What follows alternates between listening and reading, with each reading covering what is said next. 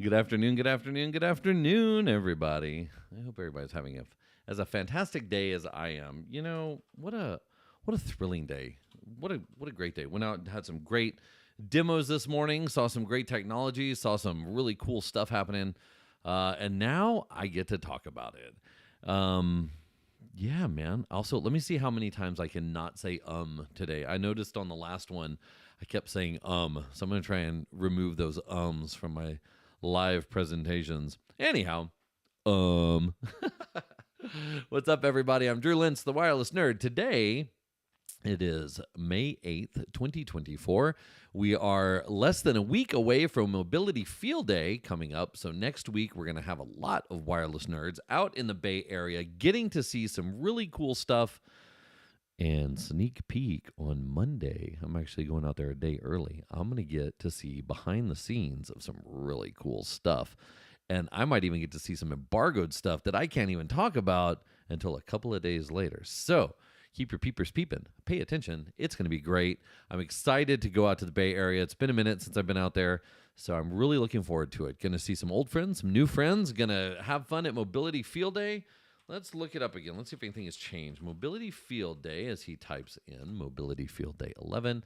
Right now, still as it shows, we've got the vendors that are going to be there. Ubiquiti, Arista, Juniper, Fortinet, Salona, and Cisco. And the lineup is fantastic. Let's see, Wednesday, May 15th, we're starting with Juniper, going into Fortinet, and ending with Salona. And then Thursday, Arista, then Cisco, then and then Ubiquiti to cap it all off.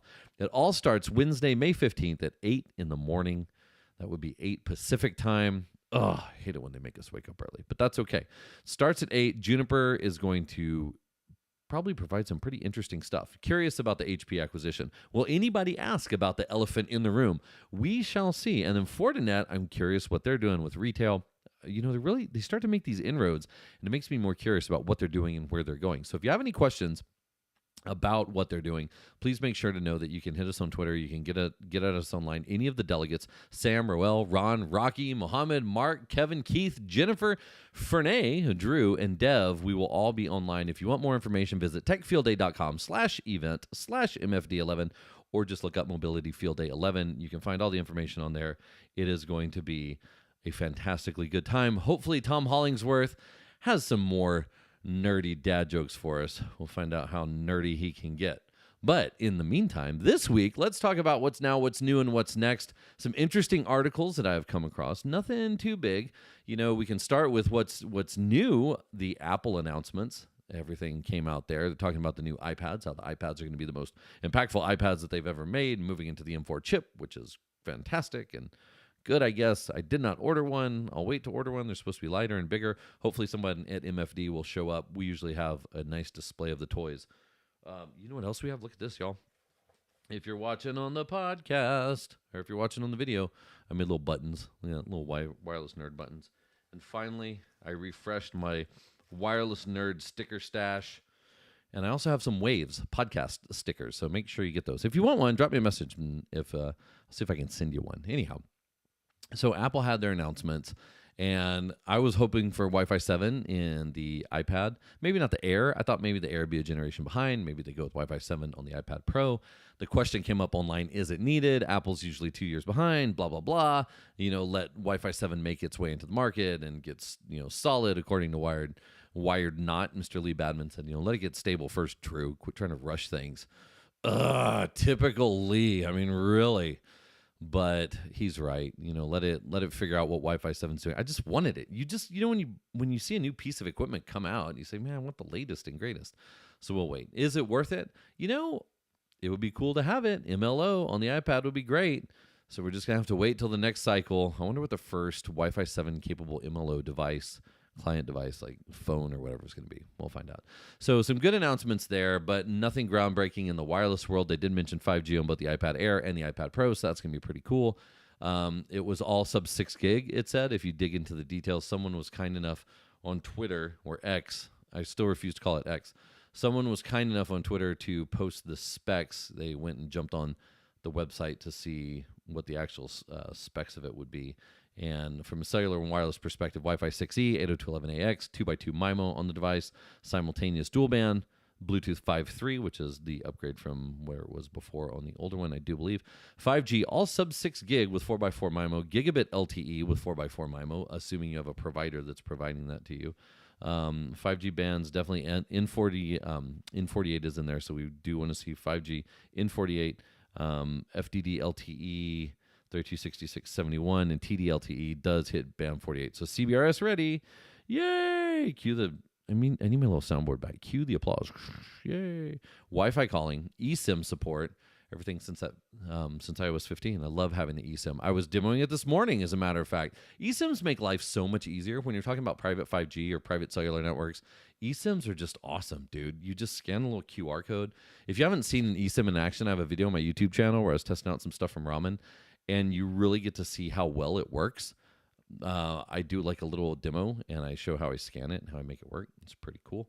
It works exactly like it's supposed to. So no big wireless things coming, unfortunately, from the Apple event, but that's okay. Also, I didn't see any Wi-Fi stands in the background. I'm always scanning. Anytime something comes up, I scan the background to see if I see a Wi-Fi stand in there, and I did not see any. So if you did, let me know. I like seeing them. I've seen them on TV all over the place. Very, very cool. Anyway, next up in the news, let's see what has happened. Maravetis Research asked, is open Wi-Fi ready for prime time? I was very happy to see this as someone who's been an advocate for open Wi-Fi for quite a while. I was happy to see that Maravetis, Adlane Fella is his name, Adlane Fella, the chief analyst and founder at Maravetis, was talking about this. And the highlights, the articles published on LinkedIn, the highlights say, we do not think economics alone is the primary driver for adopting open Wi-Fi. For many customers, open Wi-Fi allows them to innovate and control their destiny in a volatile and uncertain Wi-Fi supply chain. Okay, I mean, fair enough. That was a statement that was valid a year ago, 2 years ago. I don't know how uncertain and volatile the Wi-Fi supply chain is now. Granted, when I was at Open Wi-Fi, that was one of the banners that we were carrying, but we knew that eventually was going to come to the end. So combining these two drivers, better economics and more value, is necessary for disruption, they say, but it will take someone leading the charge. Open Wi-Fi is a decent car whose performance and value will improve as deployments generate the volumes required for continued R&D. Only commercial success will ensure the survival and eventual prosperity of its ecosystem of developers and hardware vendors. I could not agree more. Still waiting for someone to pick up the torch on Open Wi-Fi.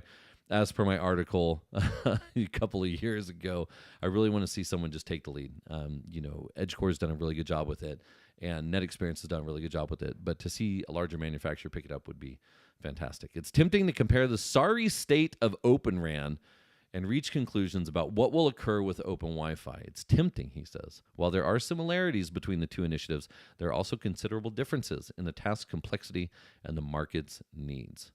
I agree.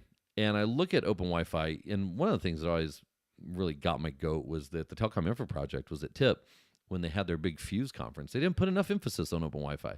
They're like, look at Open RAN, look at Open RAN, look at Open RAN, and nothing, dude. But here's open Wi-Fi storming the castle gates, and it's like, oh yeah, they're doing some stuff over there. By investing considerable R&D and improving their offering with superior AI engines, better performance, and more flexibility to customer-specific needs, open Wi-Fi adoption is made much harder to justify for CIOs and CTOs. I don't know, man. Look at some of the new devices that are coming out and look at what the roadmaps are with those. It looks like, it's more people are moving the processing and the container and the memory and all that stuff down to the edge, down to the access point. Hopefully Open Wi-Fi keeps up with that. Aruba's announcement of their new Wi-Fi 7 APs definitely supports that. It's what they want to do. They're trying to push it down to the edge. So we'll see. I'm excited about that. But either way, some press is better than no press. Maravetis Research, wireless infrastructure analyst. I am so glad that you published an article. I think that that's really cool. I like that more analysts are looking at this and saying, well, wait a minute. What else is happening this week? Oh, this was a fun one. As someone who's an old ham radio operator, Ars Technica posted an article. This was May 1st, so exactly a week ago. And it says, AM radio law opposed by tech and auto industries is close to passing. Check this out. I'm going to read from their articleness. A controversial bill that would require all new cars to be fitted with AM radios looks set to become law in the new future. That's so awesome. I love AM radio. I grew up on AM radio, listening to Art Bell, Coast to Coast. Go figure.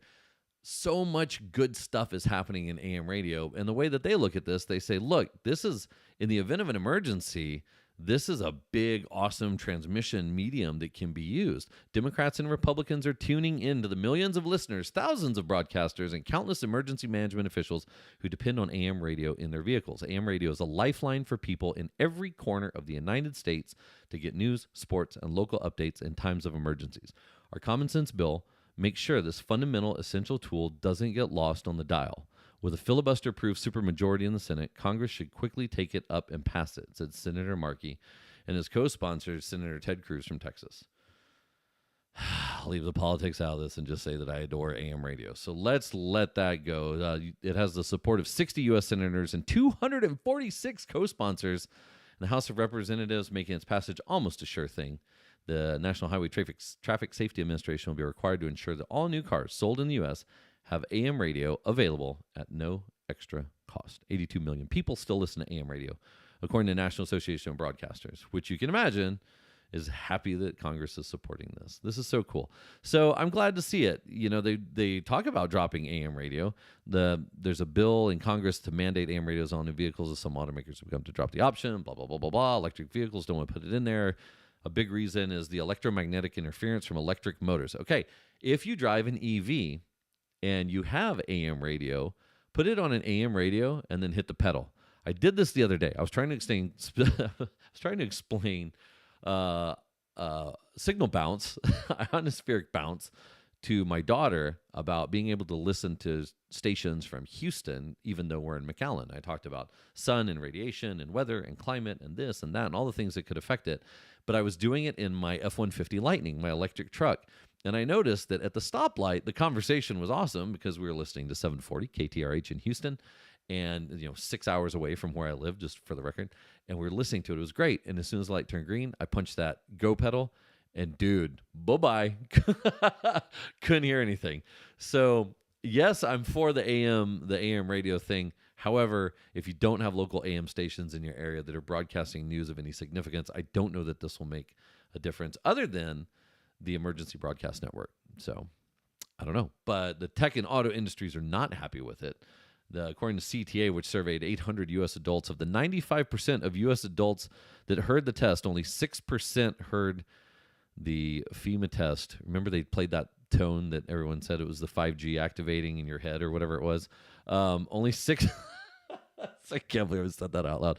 Only 6% heard the test via radio, and just 1% heard it on AM radio, as opposed to 92% who received the push alert on their smartphone. Requiring the installation of analog AM radios in automobiles is an unnecessary action that would impact the EV range. What? Did they seriously? Said Albert Gore, executive director of Zeta, a clean vehicle advocacy group. Come on, man. It's going to affect, AM radio is going to affect the range of your vehicle. Dude, surely if I can build it powered by a potato in my living room, I could definitely imagine that it doesn't suck up that much juice. Whatever. That's a terrible reaction to it. Anyway, AM radio law opposed by tech and auto industries is close to passing. Good. Bring in all the AM radio. Maybe we'll bring back AM radio. Maybe I'll just start broadcasting this on AM radio. Tune into Waves on AM 710. Wouldn't that be cool? Anyhow, all right. So I digress. What else is going on? Smart agriculture. I don't know why I have this tag. Let's see. Agriculture IoT system sends power through the soil. That's why I have it tagged. This from the IEEE Spectrum. Tennessee field trials power sensors for just pennies per day. Power is a major obstacle in the path to real-world smart ag. Even the most energy-efficient devices still need power to track and report GPS coordinates, moisture levels, temperatures, soil acidity, nutrient concentrations, and invading pests. Speaking of Ted Cruz. Just kidding. Don't talk politics, he says. Long life batteries, solar panels, and wind generators, laser and microwave energy beams, even capacitor-laden drones that can now settle over and charge buried induction coils. Let me read this again. Capacitor-laden drones that can settle over and charge buried induction coils. Researchers at Tennessee Technological University in Cookeville have another new idea. Sending electrical power directly through the soil. Hello, Nikolai Tesla. This isn't just a laboratory curiosity. The researchers have transmitted electric power using a through-the-soil system to power remote sensors and long-range, low-power LoRa radios distributed over a 2-acre test plot through multiple growing seasons. The engineers powered their tests with a mobile solar panel array and are required roughly 0.1 kilowatt hour per day. If they had paid retail rates for that power, it would have cost them just over a penny during the day. Cool story, bro. Looks pretty neat, though. I mean, it's promising. This goes back to the thing where Wi-Fi Now and Dorothy popped up talking about, being able to harvest antenna to power up radios using the antenna as an energy harvesting mechanism. So looking for alternative power is always kind of cool. So agricultural IoT. So look it up on IEEE Spectrum, spectrum.ieee.org/smart-agriculture. Cool article. What else are we talking about today? Oh, this one's interesting. Verizon neutral host play at Cummins. So Verizon is sticking their nose in, I guess not sticking their, throwing their hat in the ring, if you will, to neutral host networks. And there's articles that have been published all over the place for it. Cummins is the first announced customer for Verizon Business's all-new neutral host network product. Verizon Business will provide Cummins with both a private 5G network inside their facility and a neutral host network providing cellular coverage for distinct private and public use cases at Cummins' Jamestown engine plant. A neutral host network can allow employees and the general public, no matter their mobile provider, to achieve a strengthened mobile signal via dedicated network infrastructure on a specific premise or campus. So let's explain what this is. This is neutral host network, but provided by Verizon. So Verizon comes in and puts it in there. It's private 5G, so you can connect all of your things to the 5Gs, all of your internal infrastructure, your IoT, your robots, your manufacturing stuff, your cameras, your sensors, whatever it is. To learn more about this, today, I think it was today or yesterday even, Tesla busted out a video online, and they talked about using 5G in its facility, I believe in Berlin. So if you Google it and you look it up, it was posted yesterday at Gigafactories, Gigafactories, at Gigafactories. Tesla Manufacturing put together a 1 minute and 18-second video about how they're using private G internally. Now, we're nerds, wireless nerds, and we've been talking about private 5G and private wireless networks and cellular networks for a while. But now that Tesla's doing it, 160,000 views later, everyone's like, oh my God, I just need all this stuff. So it's interesting because it's coming into that common vernacular, common language. People talked about the benefits of private 5G and 5G before, but having someone like Tesla pop out and put that front and center and talk about what they're doing following this announcement from Verizon is pretty cool, because what Verizon's saying is they're saying not only is this going to get you connected to the Verizon network, but since it's neutral host, anyone that walks in on any carrier can immediately attach that carrier. So their phones will flip over to the local installed access points or devices or e-nodes or whatever it is that they have, and they'll flip over and you can use your phone like normal. This is a big deal because this is Verizon opening up their hardware and their services for other vendors. So it says, as an anchor tenant for the carrier-agnostic neutral host network, Verizon is the technical lead for network implementation, responsible for engineering equipment and installation. This sounds like if you can't beat them, join them. This sounds like Verizon looked at what Infinity's doing and looked at what, what's the other company I just talked about?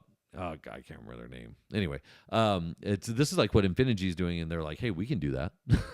We can do that too. And if someone else is going to spin up a business unit doing it, why don't we just do it, and then we make all of the money? So interesting for Verizon to throw their hat in this and provide the neutral host component. I would have imagined that would have been T-Mobile first. This seems like a very T-Mobile thing to do. So to have Verizon pop out and do it, it's kind of interesting. I wonder what their play is. The combined network implementation will provide mobile connectivity for the site's 1 million square feet of industrial space, 1 million square feet of outdoor space, and for 1,500 employees who work at the site to produce approximately 500 heavy-duty truck engines per day. Ericsson is the sole platform provider to Verizon Business for the network build-out. Go Ericsson. Well, good for them. It's pretty cool. This is an interesting use case, and I'm glad that private 5G is getting a use case for this. But it's interesting that's coming from Verizon, so that's fascinating. Anyhow, I think that's all I got for today. Oh, one thing, if you get a chance, there's a show coming up, the National I believe, was it National Restaurant Association Technology Show. They've got a tech preview with Rob Grimes and Marcus Viscitti published online. So take a look at that. I want to see, I haven't had a chance to listen to it yet, so I'm not going to talk about it yet, but I wanted to hear what they were going to talk about at the National Restaurant Association show to really find out if anything new had come up since Mertech and since NRF. This is May 18th through 21st, so in about 10 days, we're going to find out what's new. But good for them. The National Restaurant Association show is taking place at McCormick Place in Chicago, Illinois. So if you're around, go check it out. We also had Broadband Communities happening this week in Houston. I really wanted to go to that show, but I did not want to drive up to Houston. So I hope that show went really well. We've got Cisco Live coming up in about a month. Mobility Field Day 11 is coming up. We've got HPE Discover coming up. We've got High Tech, the hospitality industry technology show coming up. Lots of good things are happening. We're in that season. So if you're at any of these, send me a message. Let me know if there's anything that you see, anything you want me to talk about. And speaking of things to talk about, I'm super excited. Infinite Cloud gave me some access points. I'm going to plug those bad boys in and see how that works. And I've got some new gear coming in from a couple different people who have listened to me and said, hey, you know what, Drew? We want you to talk about our product. So if you have a product you want me to talk about, if it's good, send it to me. If it's bad, I won't talk about it. Unless it's really bad, then I'll really talk about it. So if your product really sucks or if your product is really awesome, send me one. I'll be happy to play with it. What else we got? WBA, the Wireless Broadband Association show is taking place. It's in June also, taking place in Dallas. Might see my beautiful face there, or at least hear my voice. They're doing some really cool things there. But more than anything, I'm really focusing on next week. Next week's going to be really fun. Mobility Field Day 11 is coming up. We will be in the Bay Area. We've got plans set up to do all kinds of stuff. But again, on the down low, on Monday, I'm sneaking around an office in San Francisco proper. A really cool new technology. I'm going to go run around and see what they do and how they do it. I'm getting a neat little walkthrough and tour of some released products, but also some unreleased products. So very excited to see that. Can't wait to get my hands on it. Can't wait to see what they've got. Pay attention to next week's episode where we're going to be coming at you live from the Bay Area. I want to do it somewhere cool. I wonder if I can find somewhere cool to broadcast from for Waves next week. I'm going to take all the gear out with me anyway, but there'll be no shortage of hearing my voice. If you listen to Mobility Field Day, you know I tend to ask a few questions. So again, if you have any questions for any of the people exhibiting at or not exhibiting, but presenting at Mobility Field Day, please send them over. That being said, it's time for a weekly interview. Yay! And this week, oh man, let me make sure I have it queued up here. I have a really cool interview. I got a chance to sit back and have a candid conversation with Mr. Tom Carpenter from CWNP. And I wanted to talk to Tom about what he's doing at CWNP, what got him there, and what's happening with CWNP overall. New certifications, changes to certifications, whatever happened to their trade show, stuff like that. So I'm going to go ahead and roll that here in just a second. But in the meantime, if you have any questions or comments or thoughts or whatever, drop me a message. Thanks, as always, for listening to Waves. I see a bunch of you online. I haven't gotten to some questions, but I'll start answering questions right now. And in the meantime, please enjoy this interview with Mr. Tom Carpenter. Thanks for listening. We will catch you next week. Hey, everybody. What's up? It's Drew Lentz, the Wireless Nerd. And today I have someone who is a pioneer in the space, in the wireless world that we live in. And he's agreed to jump on the show and have one of those fun, candid conversations with me. I'm going to let Mr. Tom introduce himself. Tom, who are you and what do you do? Hey, Drew, I'm glad to be with you today. I'm Tom Carpenter, and I'm actually the Director of Education / CTO at CWNP. And we are a vendor-neutral certification organization. So we develop certifications to help people understand how wireless technology works, regardless of the vendor that they work with. And throughout the majority of our history, the focus has been primarily on Wi-Fi. And over the last 4 or 5 years, we've started into the wireless IoT world, which utilizes a lot of protocols and technologies that are not necessarily Wi-Fi. Mm-hmm. So our focus is still the same. It's on helping people implement the wireless technologies that they need to achieve success in their organizations. That's awesome. And, you know, take me back to a time before CWNP when you had vendor certifications. You didn't even have that many vendor certification options, right? You had Cisco, and then you had, you had Cisco. What else did you have? You had CompTIA, right? But then there was also Cisco. What you know, when you got started with this, when you came on board, I mean, what was the impetus for for something like CWNP getting started, and why wireless? Of all the things that are out there, why a vendor agnostic or vendor neutral take on getting people certified in wireless? That's a great question, and there's an interesting history behind it. The funny thing is, I didn't come officially on board to CWNP until 2012, Hmm. but I first began to do work with them 20 years ago, starting in 2004, when I created e-learning for their certifications and then wrote their, at that time, official study guides through McGraw-Hill. And but the company started in 1999 and launched their first certification in 2001.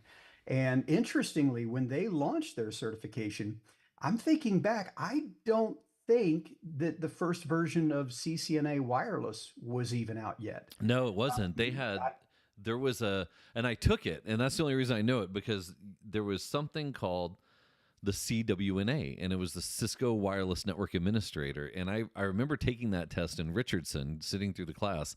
And then a couple of years later, I think it was at, I want to say it was at Interop, Networld Interop, where there was this little booth and they were just handing out these books. And they were like, take this home and read it. We're trying to get something started. And if I'm not mistaken, you wrote that book. it's possible. If it was the very first version, it was written by Devin Aiken. If it was the first one through McGraw-Hill, then that would have been the one Yeah, I think that I that was it. developed. Yeah, not trying to take anything away from our buddy Dave Devin at all, but yeah, it was what and so this started. You guys focused on the wireless side. What and you're right. I don't think Cisco had the CCNA wireless. I think it was just that CWNA certification that they had. That CWNA is now, is your certification, right, or is the CWNP certification for wireless? Yeah, and so it was actually launched originally, intended to be launched at a major conference in September of 2001. It was actually September 11th, Wow. and it was the first day of this big conference. They were supposed to have press come around and talk to them about it there in Las Vegas. And of course, as we all know, everything changed that day. Yeah. Everybody's plans stopped. And so even though it wasn't officially launched at that conference, they did go ahead and push forward with it and begin there in 2001 to get CWNA out there. And then it Wow. was a couple years later when they released their next cert. A lot of people don't know this, but their second certification was CWSP. So that one came along shortly thereafter. And that was actually my first opportunity to meet folks that were at CWNP in those early days because I attended the beta Hmm. training class for that, which was in Atlanta, Georgia, and had the opportunity to meet not only them, but a lot of other pioneers in the Wi-Fi space. Because Yeah. my experience before getting involved with CWNP was very, very diverse. Okay. I was working with server technologies and wired networking technologies and database technologies and knowledge management systems and just general IT consultancy is what I had done in my business from 1997 up to that point. And then my focus began to shift over the next 10 years after meeting them to be more focused on wireless technologies. There you go. And then talk to me about the e-learning component of it, because it seems like that's what you brought. Is that correct? That's what you brought into the mix over here. Tell me about that. The going from just staring at a book to figuring out ways to apply that understanding or that knowledge, and then move that forward into a certification. Talk to me a little bit about that. Yeah, and so the funny thing is that was one of the things that I brought to the table when I came to CWNP because I had done 53, 54 e-learning programs between Just a few. 2002 and 2012. Okay. And so in April of 2012, when at the time Kevin Sandlin, who was running CWNP, asked me to come on board, one of the first things he said is, "Hey, we need to start developing e-learning pretty soon Okay. because you have background experience in that." Yeah. And so that began that process. And it was funny because up to that point, I was just the guy behind the camera. There was always a team of people, and they were in a studio and running the cameras and running the sound gear. And so I had to start learning about that. And what that did for me, a lot of people don't know this about me, is it made me a huge lover of microphones. So you only see I part was of it gonna right here. ask. I was gonna ask what you have hanging. You Yeah, can see the this very. is a Blue Mouse microphone. It's my favorite microphone in the world, both because of its industrial design and I love the sound quality that it has. But yeah, I've got probably 70, 75 microphones in my collection now, That's just because awesome. I love them. I've got ribbon mics and old mics. Like I picked up, got a great deal on this original Shure 1960s Wow, man. microphone, Elvis not the new Presley used modern that one. remake Yeah. of it. Yeah, that was the James Brown microphone right there, man. Yeah, That's a good one. so I guess the point is I already knew about signals, so I said, okay, it's time to master the sound, There you go. You, understand audio signals. I wonder if I wonder if not the microphone thing, but I wonder if that's a thing pretty common with a lot of people in tech. It seems like rabbit holes are the day to day. It's like, oh man, I'm not just gonna get a little bit involved in something. I'm gonna get knee deep in it, And Yeah, I love a good microphone. This is, the old classic, the SM7, right? You can't go wrong yeah. with it. This is the USB version, though. This one's a little bit different. I've got to run it through a compressor and an EQ to get the sound just right. But yeah, man. I mean, I think a good mic goes a long way. It's funny that not to go off completely on a tangent, but anyone who listens to this show knows that I'm always very particular about the sound quality. I want to make sure it sounds good because video can go bad. I don't care, but sound quality to me is what really drives it home. And so it's always difficult where I've got to do like 17 sound checks to get someone tuned in the right way. Yours, I'd like tweaked one knob just to make sure my volume was right. But in the education side, in the training side, I think a lot of that makes a difference. The way that your voice comes across, the way that you ingest information. The wrong mic, man, can put you to sleep, or the wrong video can put you to sleep. What is it that you do that's different, other than a great mic and great sound? What are things that make your e-learning, courses or the practices that you have? What makes that better than anyone else? I think the thing that does make it unique, and this was why I ended up creating There you go. 50 something. Unique, not better. How about that? I don't want to throw Yeah. shade on And anyone. this is one of the reasons why I created some 50 something e-learning programs before, because I was partnering with a company based out of Utah. And we were creating e-learning. And the reason they liked to work with me was because I never used a script. Uh-huh. And everyone else they worked with always wanted a teleprompter. They wanted a script for every word they were going to say. Wow. And I just taught like I would teach in a class. That's awesome. And so that's what I do on our e-learning too. So, a lot of times I'm not on screen with our e-learning. It's just a video of a slide and I'm lecturing. Hmm. But people don't realize I don't have any notes in front of me. I don't have a script that I'm reading. I'm just talking to you about what's on the screen, just like I would in a live training class. That's And awesome. I think that does bring that unique perspective. It causes me to get the advantage of whatever dynamically comes to mind is important for whoever might be viewing. And I'm always visualizing an individual that I'm talking to. Yeah. That's why you don't hear me say very much, all of you might be familiar with this or that. I'm always saying you because I realize I'm not talking to 500 people at a time. I'm Yeah. talking to one person That is that's on there listening to that e-learning. Just like right now, you and I are talking to each other, but we're talking to one other person at a time. That's right. And I think it's such a fun thing to think about. I remember when I first started the podcast got about 4 or 5 episodes in, I was listening to some one of those advice ones like here's what to do on your podcast and it really drove home the point exactly like you're saying, which is there's someone running right now or sitting on an airplane or waiting at a gate or bored or whatever it is, but we're in their heads. Like we are literally in their heads with their AirPods. We're not talking to 15 different people. We're talking to one person. You, the person that's listening to this is the audience. And I think that if you go too wide, that's where people's eyes start to glaze over and they're like, oh man, this guy's trying to approach everyone. What about me? So what a fun concept. So what else do you do that's different with okay, hold on. Back on the e-learning side. So the e-learning courses, tell me a little bit about what that offering looks like from CWNP. What is it? I mean, is this one-to-one courses? Is this pre-recorded stuff? Is it live? Is it in person? What are the options there? Yeah, it is pre-recorded. Anyone who wants live training, they would work through one of our authorized learning centers, our Okay. ALCs. We have them all over the world. And basically, it's a training company that can offer our training classes in person, live, or they can do virtual classes online. So when someone wants a live, real dynamic trainer right in front of them, then that's when they can work with one of our various ALCs. We have several in the United States, and then one in every major region around the world at least. Okay.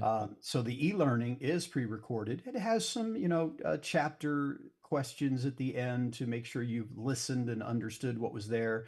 We do also have practice exams that we make available online to help people prepare as a learning tool. And by the way, let me say with this opportunity about practice tests and practice exams, in that there's a common mistake people make, I feel, when utilizing those. And that is that they go through both practice exam pools that they have, Uh-huh. and then they do it again the next day and get a better score and think that they've somehow improved their knowledge. The best thing you can do is do the first pool of exam items and mark down everything that you got wrong and go back and do some more learning on that. Okay. And then a few days or a week later, take the second pool and compare the score on the second pool with the score on the first pool. Now you know if you've actually learned more information. Interesting. Because what happens is when you look at the items you missed, you will remember many of those, whether you realize it or not. You'll remember what you chose the last time, and you'll just choose something different. So statistically, you're going to improve the odds of getting it right, even though you may not have learned anything new. That's And fantastic so, advice. use them as tools and not as just some quick hit analysis. So I mean, what you're touching on is so much bigger than just, in my head, it's so much bigger than just what CWNP is doing. And this goes back to the vendor agnostic approach. I think, I do want to ask the question eventually, why do you think the industry has taken to you all so widely? Because that's a big question. That's one of those big, why is it that everyone looks at CWNP and says, you know what, the CWNA is the new certification that everyone must, baseline have. You've got the NT, you have, the whole course of these that run back and forth. But from a difference perspective, it seems like it's not just the courseware that's different in the understanding that in the agnostic knowledge component of it. It's also the way that you deliver it. You're not if you're not beholden to a vendor, you're not going to be forced to talk about, specific items that are technology based items only for that vendor, like I think Beamflex, right? You're not just leaning on one thing saying, okay, I have to teach this component so that they're certified in my piece of equipment. What from a larger perspective, it seems like you're doing more good for people that have that want that general knowledge. But does that make the test any more difficult, or does that make the test easier? I think it can vary for different people, depending on whether you are better at learning and understanding concepts or better at learning and understanding procedures. So the vendor specific certifications are more procedural. Yeah. They're going to have the steps you need to take, the tool you need to use, what you need to configure in the interface, that kind of thing. We're going to focus more on the conceptual, making sure you understand how things actually work. And so I think whether it's more challenging or not is just going to depend on that element of your learning style. Yeah, like if you learn better like that. Okay. I will say, though, what I think has given us an advantage and made it so appealing to people to get our certifications is, if you think about it, without any intentionality at all, a vendor is going to teach you what their technologies can do. Yeah.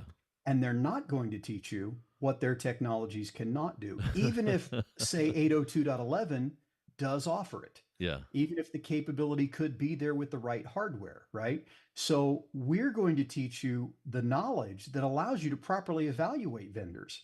Because now you can look at what a vendor's offering, and you can ask, hey, why aren't you offering this? And that, well, our radios don't support that. Oh, okay, I see. Yeah.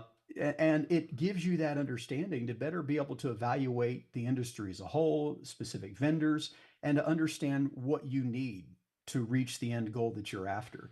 And now you're not going to be manipulated, again, whether it's with or without intentionality, by any vendor that might tell you ours is best because of X. You will know, hey, there's also Y and Z, and you're not even talking about that. Yeah. So what do you do about Y and Z? And we give you the knowledge to know and understand that. Yeah, and I think that goes into that question of why do you think more people, not more people, but it really feels like, and again, wireless is a pretty small circle, and if you're not in the industry, if you don't feel like an active part of it, if you're listening to this podcast and you're listening to me and you're listening to, Keith, or you're listening to, Francois or whoever it is talking about this and you don't feel like you're part of it, that means you probably haven't been to WLPC. So free plug again for WLPC because once you're there, you see everyone and you talk to everyone and you feel like you're a part of what this industry has become. And when you get there, you realize that everyone is about sharing that knowledge and sharing that information and coming to a baseline of understanding before identifying who does what in which way. And I really feel like that's one of our strong suits, more so in the wireless industry than a lot of the other ones, where we are not beholden to any single vendor. And from day to day, from conference to conference, from show to show, from technology to technology, that can change. I mean, I'm not picking on Ruckus by any means. I did mention Beamflex earlier, but I look at the stronghold that Ruckus had on the hospitality industry, and it was like one day Ruckus was all there was in hospitality, and now that's branched out. Or you look at campus, one day it was one vendor, and the next day it's everybody that's out there. So we pride ourselves, I think, in making sure that we understand the fundamentals of all of it so that we can decipher what's different from vendor to vendor. And I think that is one of the reasons that people gravitate towards the certifications from CWNP so much, as it does give us, like you said, that baseline understanding, but also gives us that ability to be curious about where vendors are going and what they're doing. So that being said, what's next for you all? I mean, first off, how often do you change the courseware, the questions, et cetera, on these exams? Because I know we've got seven's out. We're on the cusp of Wi-Fi 8. When's the next? And I don't know if this is. I'm not trying to ask a taboo question, but when's the next refresh coming? When there's more more features that are added? How often does that normally happen? And what do we have to look forward to with some of the wireless exams? Sure. Well, first of all, we are on a 3-year cycle in Okay. our CWNA track. So CWNA and all the exams and certifications in that track, they're on a 3-year cycle. So every 3 years, they're updated. The books, the e-learning, the practice tests, the exams, they're all refreshed. And this year in particular, we're updating CWDP and CWAP. Okay. So they will be getting their refresh this year. In our IoT track, we're also updating CWIDP this year. Okay. What are those? So DP's design, right? Uh-huh. What's DP is design and AP is analysis. Okay. Oh man. So that's CWAP is your That's the deep protocol one. analyzer, spectrum analyzer, knowing all the frames, the bits and bytes. Yes, the Peter McKenzie special. That's where you get the propeller hat, right? When you take that. I believe the phrase from many years ago was "frames never lie." There you go. I love it.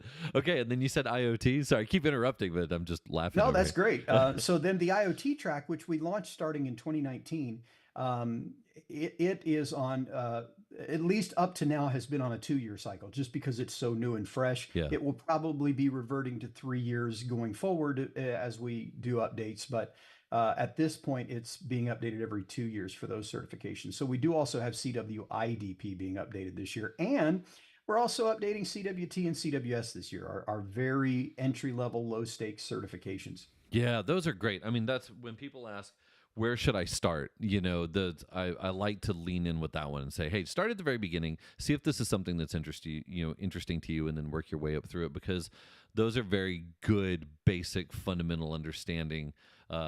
Just knowledge. Like this is what it is. This is the whole Reddit Wi-Fi group should be reading. Should be doing that coursework. I was explaining to someone the other day about how Wi-Fi is like a light bulb, and there's some very basic good concepts in there that build you into it.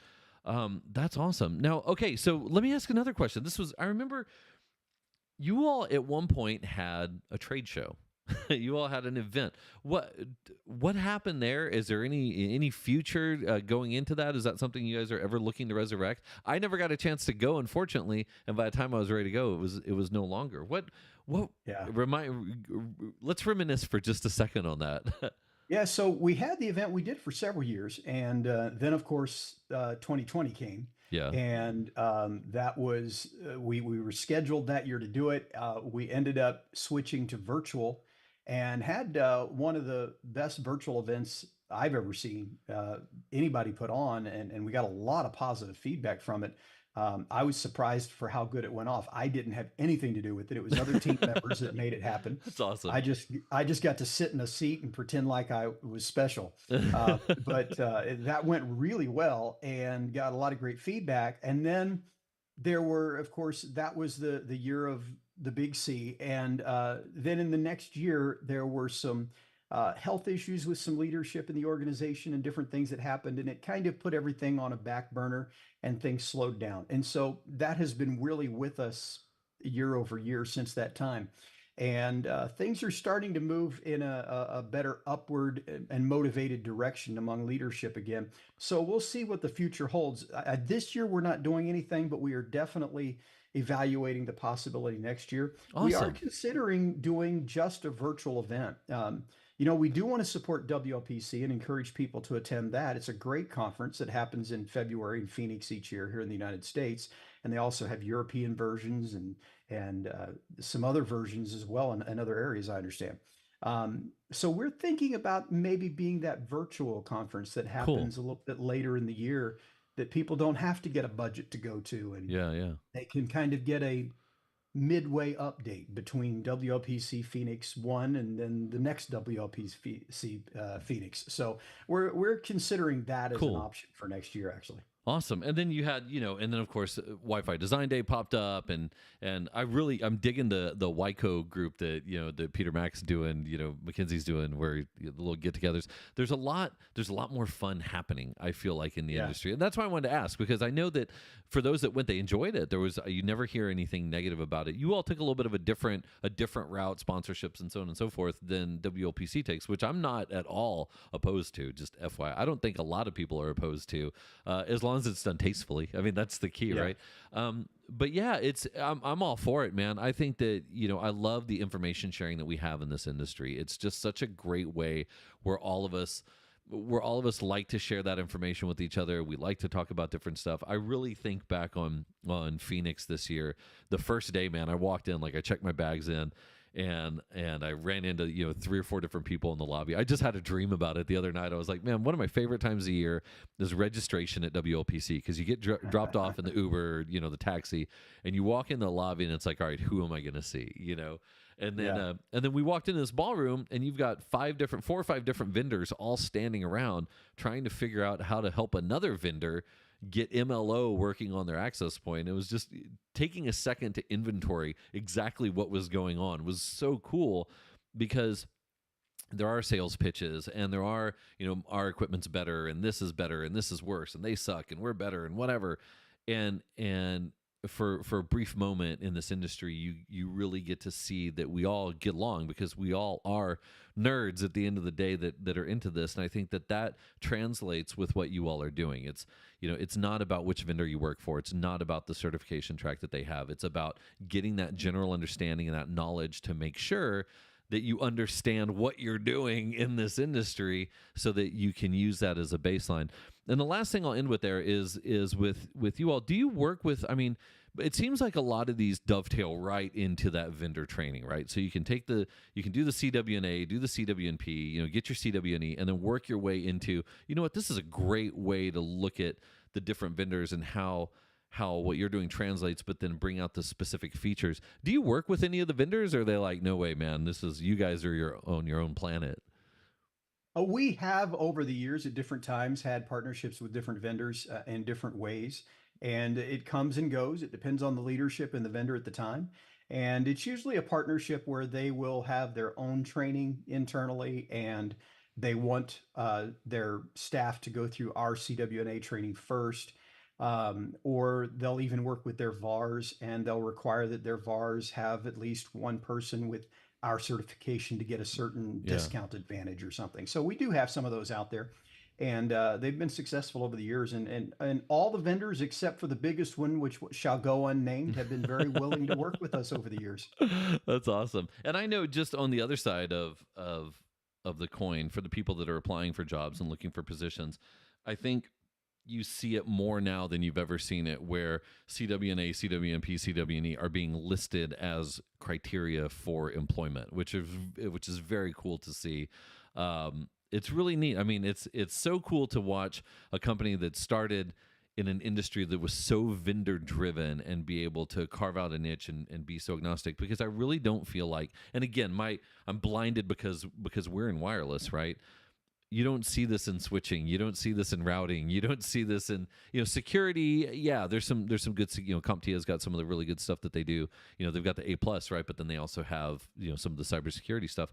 But it's hard to find another industry that has such a vendor agnostic following and base. And I think it's really cool. So kudos to you guys for doing that. Before we head out, anything, any last items, any tidbits of information, some help? I mean, where can people get a hold of you all? What, how do they, if someone wants to take a test or learn more, where do they go? Give me those contact deets. Yeah, absolutely. So, of course, you can follow us on Twitter, CWNP, and our website is cwnp.com. And I'm also on Twitter. I'm not at Tom Carpenter. I'm at Carpenter Tom because someone else had already taken the other one. And you'll find me on LinkedIn and other places as well. So we also have a CWNP group on LinkedIn that you can join and chat with other folks in the CWNP journey and so forth. So a lot of different ways that people can get in touch with us. Perfect. Awesome. Well, Tom, thanks so much for taking the time to chat with us. It's always fun to have people from across the industry join us. And if y'all haven't met Tom, you were at WOPC this year. You spoke, right? You had a deal. Yeah, man. I saw you up on that stage. Are you going to do Prague? I just got a notification. Someone said, "Hey, I just booked Prague." I was like, dude, already? That is still uncertain at this point. Oh man. Well, that's fun. I'm trying to figure out how to get I'm gonna get the little earpiece to translate so we can all go to Valencia or wherever they're doing the one in Spain. That's where I want the next destination to be. Anyway, Yeah. Well, Tom, thanks so much for your time. I appreciate you chatting with me and everyone at Waves. And with that, I'm gonna go ahead and sign Waves off. I hope y'all have a wonderful week, and we will talk to you soon.